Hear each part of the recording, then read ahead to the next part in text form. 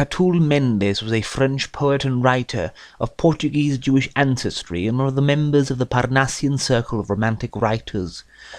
Born in Bordeaux in 1841, he eventually moved to Paris, where he became a pupil of poet Théophile Gautier, so much so that he eventually married his younger daughter Judith in the 1860s. They separated soon thereafter, however, and Mendès afterwards continued to live with Auguste Holmes, French composer who wrote cantatas, orchestral works, and at least 2 operas, fathering 5 children with her. Among his early works, besides poetry and librettos for theatres, one finds such works as Zohar, a novel of an incestuous mingling between siblings, and Le Roi Vierge, featuring the tragic King Louis II of Bavaria and apparently Richard Wagner himself.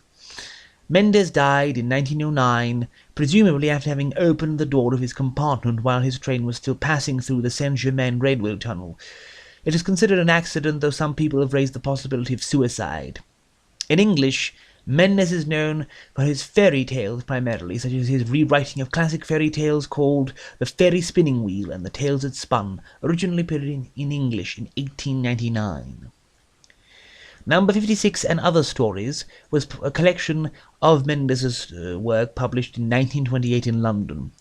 Number 56 is a story of a man who slowly solved the murder case of a prostitute, amateur detective style, using all manner of obfuscation and excuses and far-fetched explanations to try and vainly circumvent his realization of the truth, that being that, in fact, he was the murderer all along. A wayside village has a group of travellers, one of whom is supposedly Villiers d'Isle-Adam himself, find a small village of houses no bigger than dog kennels besides a bridge one evening. They have a fun little time running about the place until suddenly a light comes on behind one of the tiny window curtains. The cough is really a very small affair, though it opens with a brief word on the success of Edgar Allan Poe's stories. In this tale, a man rows out to a small island in the midst of a river, and then, as he lays down to sleep there, he has a cough, and that is all that really happens. However, the final story, Lusquignol, or Lusquignol, I do not really know how to pronounce that, is the main point of interest. This is a story that flutters between etheric beauty and then dips down into abject and horrible misery. You will read it, and you will not be able to put it down, and when you are done, you will feel absolutely terrible. Lusquignol is a little girl with a brilliant singing voice who lives basically alone in an old cathedral under the care of Alice Shemp, a vile man who keeps beautiful nightingales but believes they are only capable of singing at their best when he puts out their eyes with needles. After a fire destroys the cathedral, Lusquignol leaves the wreckage, and she almost finds happiness with her wondrous singing voice, but Alice Shemp is not dead, and the novella ends tragically and in a way where grey hopelessness is your only reward.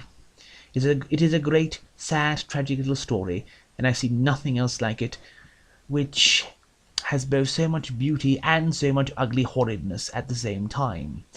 If you only read one thing from Mendès, it should be this.